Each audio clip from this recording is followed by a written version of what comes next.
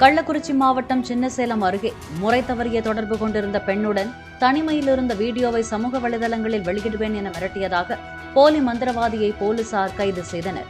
கைது செய்யப்பட்ட மந்திரவாதி முத்தையா என்கிற ஜலகா என்பவரின் வீட்டில் நடத்திய சோதனையில் அந்த மந்திரவாதி பல பெண்களுடன் தனிமையில் இருந்ததை வீடியோ எடுத்து வைத்துள்ளது தெரிய வந்துள்ளதாக போலீசார் தெரிவித்துள்ளனர்.